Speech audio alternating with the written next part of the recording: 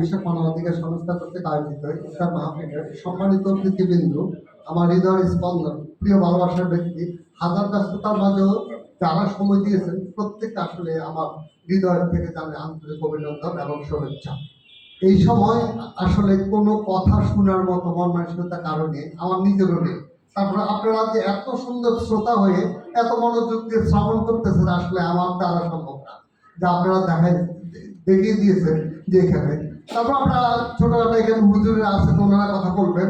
তারপর আমি একটা কথা দিয়ে আমি কথাটা শেষ করবো, সেটা হয়তো সবাই আমরা জানেন যে বিসমিল্লাহির রহমানির রহিম। ইয়া আইয়ুহাল্লাযীনা আমানু কুতিবা আলাইকুমুস সিয়াম কামা কুতিবা আলাল লাযীনা মিন ক্বাবলিকুম লাআল্লাকুম তাত্তাকুন। রোজা যেমন তোমাদের উপর ফরজ করা হয়েছে, তেমনি তার আগে তোমাদের পূর্ববর্তী পুরুষদের উপরে রোজা ফরজ করা হয়েছে। তোমাদের উপর শুধু রোজা ফরজ করা হয়েছে তা না, অনেক আগের থেকে এটা চলমান।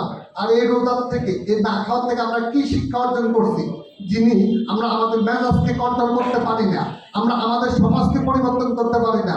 কারণ লাস্টে ইয়া আইয়ুহাল্লাযীনা আমানু কুতিবা আলাইকুম লাআল্লাকুম তাত্তাকুন, এখান থেকে আমরা তাকওয়া কি অর্জন করছি?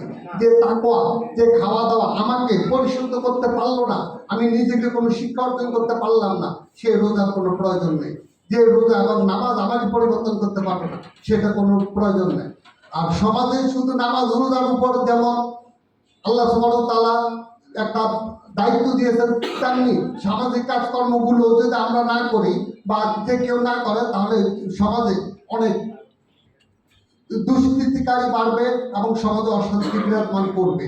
এই জন্য সামাজিক কর্মকাণ্ডগুলো আমরা করে থাকি আপনাদের মতো মহৎ ব্যক্তিদের আন্তরিকতা এবং ভালোবাসা, হৃদয়তা নিয়ে। আমরা আমরা আরেকটা প্রোগ্রাম আমরা 25শে জানুয়ারিতে করব, সেটা হলো ফুড প্যাকেট, যেটা হলো ঈদ সামগ্রী উপহার।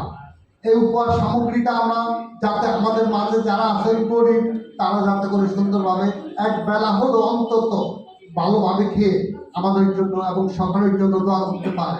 আমরা আপনাদের এই সহযোগিতাগুলো নিয়ে, আপনাদের আন্তরিকতা, ভালোবাসা এবং আপনাদের যে দরিদ্রতার মাঝে আপনাদের দাঁড়ানো, এটা আমাদের কাছে আপনাদের চাওয়া।